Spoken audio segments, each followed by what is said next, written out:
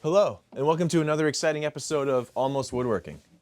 For most of my career, my work was closely linked to modern and Danish aesthetics, but in recent years I've been showing more interest in historical approaches and styles. And there are really too many to list, but I do find interest in highly decorative millwork all the way to structural and functional barn building.